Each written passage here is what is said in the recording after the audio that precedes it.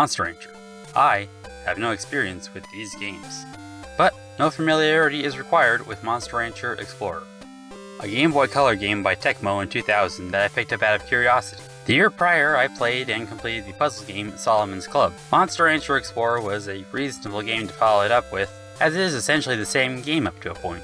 Think of this video as being almost like a 2-in-1 review. That way I can tell myself I'm being twice as productive.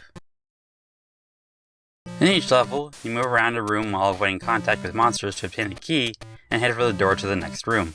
In addition to a normal jump, you can create and remove blocks around you to act as platforms and to repel monsters. While a number of rooms in Explorer did take me a while to figure out, I wouldn't say anything was overly difficult to the point where I just couldn't get past it, except for one.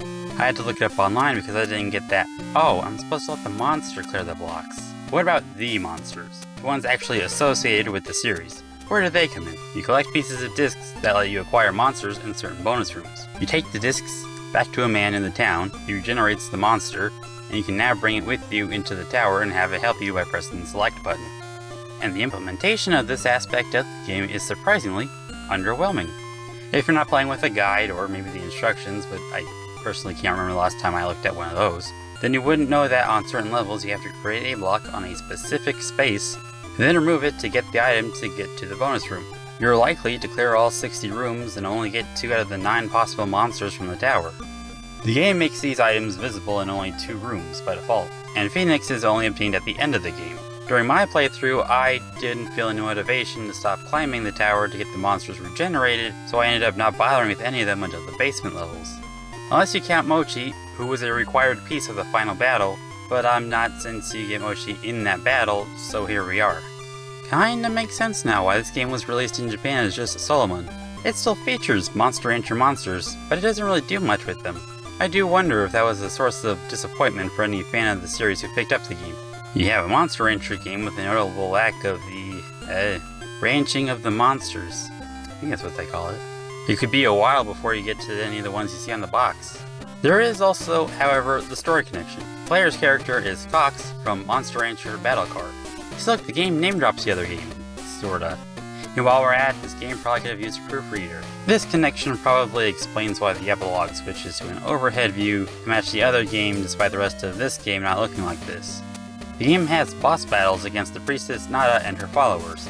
I think it's interesting how you can incorporate boss battles into a puzzle game like this. We can say that these are essentially just more puzzles, maybe a little more difficult even, but they are nice breaks between the regular rooms. Instead of several enemies coming at you, it's just one big one. They also feature nice character artwork and animation. And speaking of the bosses, that just reminded me that I came this close to recording this script right now without at least mentioning the story. You might be thinking that that means the story is forgettable or not too important to the game. And you're not wrong, dear viewer. When are you ever?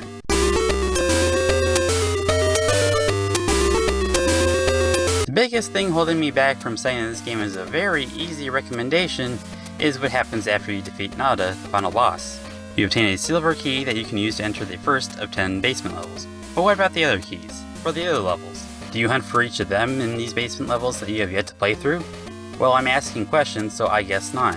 To get them, you have to backtrack through almost every floor of the tower again. They're on specific floors, but you can't just choose specific levels to go back to, and no, they're not obtainable the first time you climb the tower. I'm used to this nonsense from RPGs, but backtracking in a puzzle game? That's just silly.